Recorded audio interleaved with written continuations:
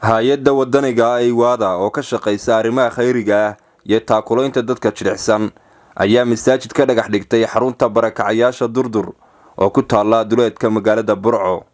goobtan oo ay degan yihiin dadkii ay ka baxeen xoolihii abaartii hore ayaan lahayn masaajid iyo malcaamad toona walow caruurtu ay wax ku baran jireen goobtan cariishka ee idin muuqata oo ahayd masaajid iyo malcaamad aan kulaylka iyo roobka toona celinayn.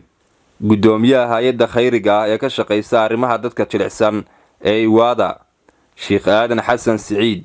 ayaa ugu horeynba faahfaahin ka bixiyay masaajidkan ay maanta dhagax dhigeen. walaalayaal maanta waxaynu joognaa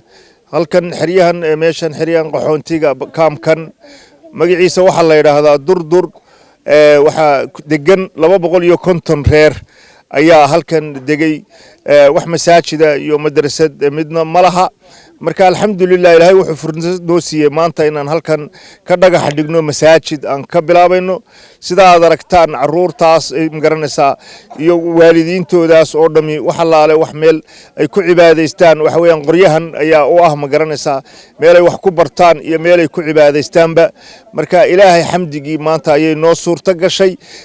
waxa kale jira meelo fara badan oo caynkaas oo kala ah oo imkaan masaajidda ka soo sameynay marka waxay u baahan yihiin meel waliba oo ay xaq u leeyihiin inay meel ay ku cibaadaystaan iyo meel caruurtu ay wax ugu barato iyo dadka waaweyn ay wax ku bartaan inay helaan marka barakallahu fiikum wa jasaakallahu khayr waxaan leenahay Iwaada waxay u taagan tahay inay meel wal oo baahi ka jirtaba ay tagto marka ha laga soo qayb qaato oo ha laga soo hawlgalo. qaar ka mid ah gudiyada iyo odayaasha xaafadda barakacayaasha Durdur ayaa ka mahad celiyay kana waramay baahiyaha ka jira goobtan iyagoo ugu baaqay cid kastaaba inay soo taageeraan. annagoo ah odayaashii xaafadda Durdur waxaanu halkan gudoomaynaa hay'adda Iwaada na soo gaarsiiyeen iyo culimadan ayna soo gaarsiiyeen masaajid waqti loo baahnaa bay noo keeneen waxayna keeneen meel looga baahnaa aad iyo aadna waanu uga mahadnaqaynaa waa annaga soo hadii xumaa waad aragtaa inaan mawlac aan ku tukanin ilaahay ha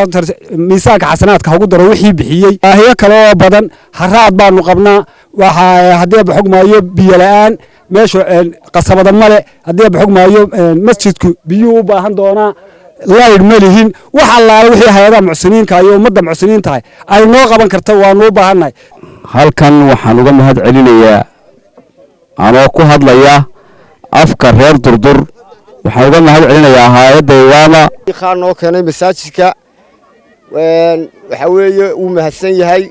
Ciise Bakar Cawad oo ka socday hay'adda barakacayaasha ayaa u mahad celiyay hay'adda khayriga ee Iwaada sida ay markasta u garab taagan tahay dadka jilicsan. aniga ah mas'uul ka socda hay'adda qaxootiga iyo barakacayaasha ee gobolka Togdheer